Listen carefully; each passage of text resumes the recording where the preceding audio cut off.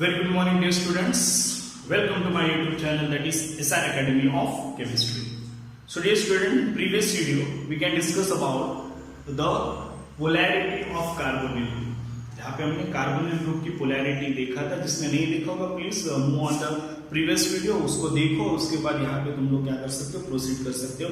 एक बार मैं इसका क्विक रिवीजन यहाँ पे ले लेता हूँ. तो this is the example of aldehyde, this is example of ketone. दोनों में डिफरेंस है basically.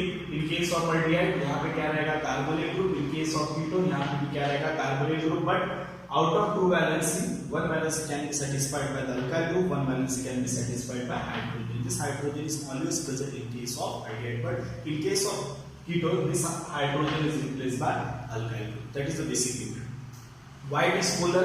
Because carbon oxygen, here oxygen is more electronegative compared to carbon, and hence carbon oxygen can take electron and acquire negative charge, carbon can acquire positive charge. So here अगर pi bond को shift करते हैं तो क्या मिलेगा, O minus C plus यहाँ पे H, and that's why this bond is called as polar.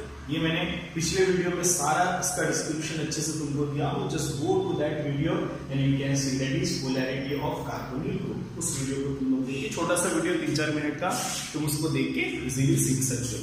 Now आज हम लोग जो पढ़ने वाले हैं that is reactivity of aldehyde and ketone. तो अल्डिहाइड एंड कीटोन में से कौन ज्यादा रिएक्टिव है? Either aldehyde is more reactive or ketone is more reactive. That we can discuss today's video. Right? So let's begin with that. So अगर मैं यहाँ पे बात करूँ, aldehyde is more reactive compared to ketones. क्यों? Why? हमने रट्टा मार लिया कि नहीं aldehyde more reactive है compared to ketones से, लेकिन अगर उसका मुझे रीजन ही नहीं पता तो हम लोग कैसे इसको एक्सप्लेन करेंगे, कैसे इसको जस्टिफाई करेंगे कि कौन ज्यादा इलेक्ट्रोनेगेटिव है, अल्डिहाइड मोर इलेक्ट्रोनेगेटिव और ketone is more electronegative. So मैं यहाँ पे बोलने के लिए बोल दिया कि aldehyde is more reactive compare to ketone. ठीक है, लेकिन उसका जस्टिफिकेशन देना जरूरी है.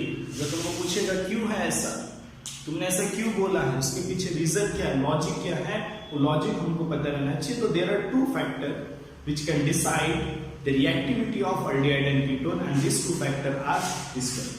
First is electromagnetic effect, second one is steric effect.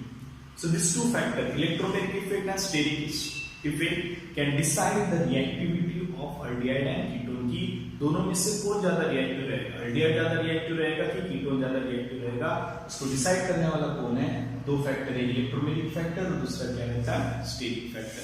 सो अभी हम लोग देखेंगे कि क्या होता है और दोनों का जस्टिफिकेशन हम लोग लेंगे. फिर ऑटोमेटिकली तुम खुद ही बता पाओगे कि अल्डिहाइड ज्यादा रिएक्टिव है कि कीटोन ज्यादा रिएक्टिव है. तो first we just take the electromagnetic effect. Now अब इलेक्ट्रोमैग्नेटिक इफेक्ट मतलब क्या? इलेक्ट्रोमैग्नेटिक इफेक्ट हमने देखा है. इलेक्ट्रोमैग्नेटिक इफेक्ट क्या होता है, किसी को पता है? राइट, तो एक बार उसको रिकॉल करो, वीडियो को पॉज करो. इलेक्ट्रोमैग्नेटिक इफेक्ट क्या होता है? The displacement of pi electron towards the more electronegative atom. So electromagnetic effect से हमको कैसे पता चलेगा? कुछ बुक में इसको इलेक्ट्रॉनिक इफेक्ट, हम लोग उसको देखेंगे इलेक्ट्रॉनिक इफेक्ट हम लोग, क्योंकि जब इलेक्ट्रोमैग्नेटिक इफेक्ट होगा तो ही वहां पे इलेक्ट्रॉनिक इफेक्ट हो सकता है. Right, so let's begin. अब अगर मान लो मुझे रिएक्शन करना है तो मुझे रिएक्शन करने के लिए यहाँ पे रिएजेंट डालना पड़ेगा, बराबर है. अब मैं जब रिएजेंट डालूंगा तो क्या होगा, ये पाई इलेक्ट्रॉन शिफ्ट होगा किसके तरफ, ऑक्सीजन की तरफ, बराबर है. सो सपोज मैंने यहाँ पे रिएजेंट डाला, रिएजेंट मैंने यहाँ पे डाला, तो रिएजेंट डालने के बाद क्या होगा, यहाँ पे इलेक्ट्रोमैग्नेटिक इफेक्ट होगा, जहां ऑक्सीजन पे नेगेटिव आएगा R और यहाँ पे H, कार्बन पे क्या आएगा, पॉजिटिव. कीटोन में भी मैंने क्या किया, here we also add reagent. Reagent डालने के बाद क्या हुआ, CO माइनस C प्लस, यहाँ पे क्या मिला, R, क्या मिला, R. नाउ यहाँ पे क्या आ गया, हमको पोलैरिटी आ गया. इस कार्बोनिल ग्रुप में क्या आ गया, पोलैरिटी आ गया. Now here this carbon behave as a electrophile. अभी अगर मान लो इसको हम लोग रिएक्शन कर रहे हैं, न्यूक्लियोफिलिक एडिशन रिएक्शन, यहाँ पे भी मैं क्या ऐड कर रहा हूँ, एक न्यूक्लियोफाइल ऐड कर रहा हूँ.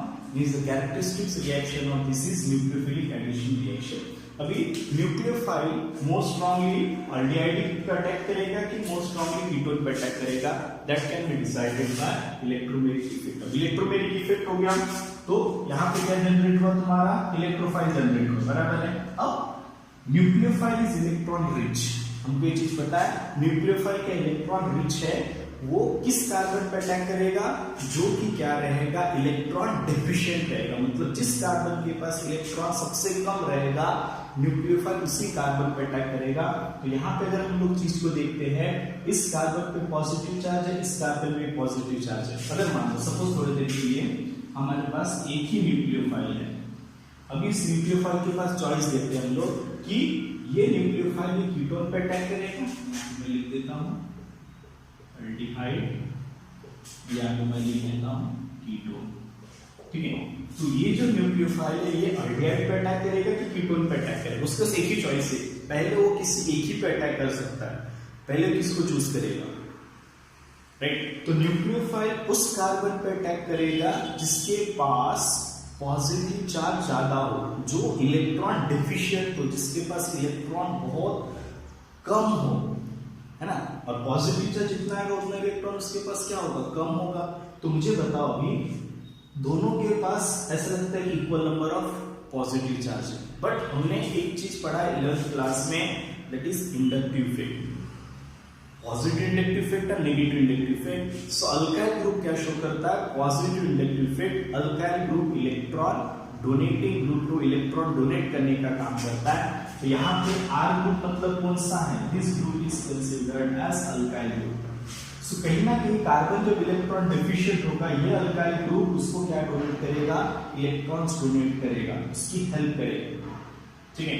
तो in case of aldehyde only one alkyl group are present, जबकि कीटोन के पास ये भी अल्काइल ग्रुप है, ये भी अल्काइल ग्रुप है, ये भी इलेक्ट्रॉन डोनेट करेगा, ये भी इलेक्ट्रॉन डोनेट करेगा, राइट। तो कहीं ना कहीं एक इलेक्ट्रॉन डोनेटिंग ग्रुप, यहाँ पे दो इलेक्ट्रॉन डोनेटिंग ग्रुप, तो यहाँ पे कार्बन इलेक्ट्रॉन डेफिशिएंट होना चाहिए, बट दो अल्काइल ग्रुप इलेक्ट्रॉन डोनेट करके ये भी क्या शो कर रहा है, प्लस साइन इफेक्ट, और ये भी क्या शो कर रहा है, plus sign effect. And due to this plus sign effect the electrophilic character of ketone decreases. यहाँ तक बात क्लियर हुआ, क्यों कार्बन की इलेक्ट्रोफिलिसिटी कम हो गई, बिकॉज देखो यहाँ पे एक ही डोनेटिंग ग्रुप है, अगर मान लो कार्बन के पास एक भी रुपया नहीं है, वो इलेक्ट्रॉन नील हो गया है ना, उसको एक तरफ से मिल रहा है, तो कहीं ना कहीं उसका थोड़ा पॉजिटिव चार्ज कम होगा, क्योंकि इलेक्ट्रॉन डोनेट कर रहा है तो पॉजिटिव चार्ज को न्यूट्रलाइज करेगा। यहाँ पे दोनों तरफ से इलेक्ट्रॉन मिल रहा है, मतलब क्या होगा, ये कार्बन ज्यादा स्टेबल होगा, और कार्बन अगर स्टेबल हो जाता है तो न्यूक्लियोफाइल उस पर अटैक करेगा क्या, नहीं, बिकॉज रूल क्या बोलता है, nucleophile attack on that carbon which is electron deficient. यहाँ पे ये कार्बन और दोनों कार्बन में किसके पास इलेक्ट्रॉन कम है, किसके पास पॉजिटिव चार्ज ज्यादा है, तो ऑब्वियसली किसके पास है, अल्डिहाइड के पास पॉजिटिव चार्ज ज्यादा है कीटोन, बिकॉज कीटोन को दो अल्काइल ग्रुप इलेक्ट्रॉन डोनेट करके उसके पॉजिटिव चार्ज को कम कर रहे हैं, जबकि यहाँ पे अल्डिहाइड में एक ही इलेक्ट्रॉन डोनेटिंग में देखा है, हाइड्रोजन का इंडक्टिव इफेक्ट क्या रहता है, जीरो। हाइड्रोजन का इंडक्टिव इफेक्ट क्या है, जीरो, ना तो इलेक्ट्रॉन देता है ना तो इलेक्ट्रॉन को लेता है, that's why inductive effect is totally क्या रहेगा, नील रहेगा। दैट्स व्हाई अगर हम लोग इलेक्ट्रोनिक इफेक्ट देखें, इलेक्ट्रॉनिक इफेक्ट देखें, तो ये aldehyde carbon is more electrophile, ये कार्बन क्या रहेगा, मोर इलेक्ट्रोफाइल, और ये कार्बन क्या रहेगा, less electrophile. So electromeric effect क्या बोलता है कि aldehyde is more reactive compared to ketone. इसका जस्टिफिकेशन क्या देना है कि aldehyde carbon is more electrophilic compared to the ketonic carbon, because in ketonic carbon two plus effect are there, ये भी प्लस इफेक्ट शो कर रहा है, ये भी प्लस है, टू प्लस इफेक्ट, जबकि अल्डिहाइड में क्या रहता है, only one plus effect, because hydrogen का इंडक्टिव इफेक्ट हम लोग क्या कंसीडर करते हैं, zero. And hence due to electromeric effect aldehyde are more reactive compared to ketone, right. एक बार इसको देख लो, ये चीजों को तुम लोग समझ लो, तो ये पहला एक्सप्लेनेशन इसका इलेक्ट्रोमेरिक इफेक्ट का। सो इलेक्ट्रोमेरिक इफेक्ट की अगर हम लोग बात करें तो क्या होता है, aldehyde is more reactive compared to ketone. यहां तक क्लियर हुआ ना। सेकंड फैक्टर क्या है, स्टेरिक इफेक्ट। स्टेरिक मतलब क्या होता है, स्टेरिक का मतलब क्या होगा, क्राउडिंग। ना क्राउडिंग भी डिसाइड करता है अगर मान लो एक रोड है, एक रोड के दोनों तरफ क्या हो रहा है, ट्रक जा रहे हैं, अच्छी स्पीड से क्या हो रहा है, ऐसे ट्रक जा रहे हैं और उसके पीछे तुम्हारी बाइक है और तुमको अगर वो दो ट्रक के बीच में से, छोटा सा रोड है हमारा, ठीक है, उस दो ट्रक के बीच में सिर्फ अपनी बाइक को लेके जाना है। सपोज ऐसा सिचुएशन होता है यहाँ पे कि एक रोड है, इस रोड की यहाँ पे भी ट्रक जा रहा है और यहाँ पे भी ट्रक जा रहा है, यहाँ से दोनों ट्रक ऐसे आगे की तरफ क्या कर रहे हैं, मूव कर रहे हैं और पीछे तुम्हारी मोटरसाइकिल है जिसपे तुम लोग क्या कर रहे हैं, यहाँ पे जा रहे हैं, ठीक है। तुम्हारी मोटरसाइकिल 100 की स्पीड से, तो तुमको इसके बीच में से जाना पड़ेगा। तो मुझे बताओ तुमको डर लगेगा कि नहीं लगेगा? ऑब्वियसली रिस्की है, दो ट्रक के बीच में से अगर मुझे गाड़ी लेके जाना है तो मुझे रिस्क लेना पड़ेगा। बट अगर मान लो एक तरफ से ट्रक जा रहा है, एक तरफ से ट्रक जा रहा है, एक तरफ से क्या जा रहा है, छोटी सी साइकिल जा रही है, यहाँ से तुमको अपनी बाइक 100 की स्पीड से लेके जाना है, तो कहां से बाइक को ले जाना बहुत ईजी होगा? तुम्हें बताओ कौन से फैक्टर में, सेकंड केस में कि फर्स्ट केस में? ऑब्वियसली सेकंड केस में हम लोग अपने बाइक्स को क्या कर सकते हैं, इजीली ले जा सकते हैं, बिकॉज यहाँ पे दोनों तरफ से ट्रक है, यहाँ पे एक ही तरफ से, तो एक साइड खाली है, वहां से हम लोग गाड़ी को इजीली बुला सकते हैं। तो यहाँ पे वही कंसेप्ट लगाओ कि अब न्यूक्लियोफाइल अटैक करने आ रहा है, ठीक है, मान लो हमने एग्री कर दिया कि दोनों पे न्यूक्लियोफाइल अटैक करेगा, बट कौन से कार्बन को फ्रीली अटैक करेगा?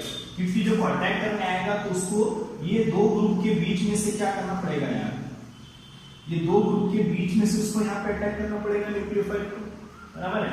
अब यहाँ पे क्या होता है, ये जो ग्रुप है ये जितना बल्कि रहेगा उतना यहाँ पे क्या रहेगा, क्राउडनेस रहेगा। अगर न्यूक्लियोफाइल को यहाँ पे अटैक करना है तो अगर ये जगह खाली है, ये जगह अगर फ्री है, तो न्यूक्लियोफाइल इजीली क्या कर सकता है, अटैक कर सकता है। केमिस्ट्री की लैंग्वेज में उसको क्या बोलते हैं, स्टेरिक क्राउडिंग। मतलब अगर जिस एटम के ऊपर रिएजेंट को अटैक करना, उसके सराउंडिंग कैसा है, उसके सराउंडिंग पे बहुत सारे ग्रुप प्रेजेंट है कि उसके सराउंडिंग बिल्कुल भी फ्री है। अगर जितना फ्री रहेगा उतना इजीली रिएजेंट उस पे क्या करेगा, अटैक करेगा, और जितना क्राउडिंग रहेगा रिएजेंट को उतना ही तकलीफ होगा वहां पे अटैक करने के लिए। तो अगर हम लोग स्टेरिक फैक्टर की बात कर रहे हैं तो कार्बन के surrounding, in case of aldehyde, carbon के सराउंडिंग में एक बल्कि अल्काइल ग्रुप और एक छोटा सा क्या है, हाइड्रोजन है। सो ये जो क्या रहेगा, स्टेरिक फ्री रहेगा, ठीक है, ये क्या रहेगा, स्टेरिकली फ्री रहेगा। बट अगर हम लोग कीटोन की बात कर रहे हैं, कीटोन के दोनों तरफ क्या प्रेजेंट है, दो बल्कि अल्काइल ग्रुप प्रेजेंट है। यहाँ पे देखो क्या प्रेजेंट है, बल्कि अल्काइल ग्रुप, मतलब ये क्या रहेगा, स्टेरिकली क्राउडेड। स्टेरिकली क्या रहेगा, क्राउडेड रहेगा।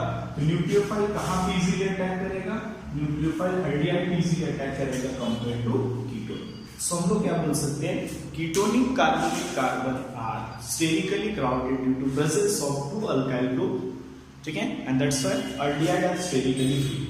तो अगर हम लोग दोनों फैक्टर को भी कंबाइन करते हैं, if you combine electromeric effect and steric effect, अब तुम ही सोचो दोनों को हम लोग कंबाइन करेंगे तो क्या होगा, राइट। तो कंबाइन करने क्या होगा, देखो इलेक्ट्रॉनिकली देखें तो अल्डिहाइड का जो कार्बोनिल कार्बन है ये क्या रहता है, more electrophilic compare to ketonic, तो aldehyde is more prefer. Steric की बात करें तो aldehyde carbon is sterically free compare to the ketonic carbon. So both electronic factor, electromeric factor and steric factor दोनों क्या बताता है कि the carbonyl carbon of aldehyde are more reactive compare to the ketone because it is sterically free as well as it is a strong electrophile compared to the ketone, and hence due to these two reasons we can say that carbonyl group present in aldehyde are more reactive compared to the ketone. So इसका justification तुमको exam में देते आना चाहिए, ठीक है। तो exam में उसको हम लोग कैसे सॉल्व करेंगे, पूछा है which is more reactive,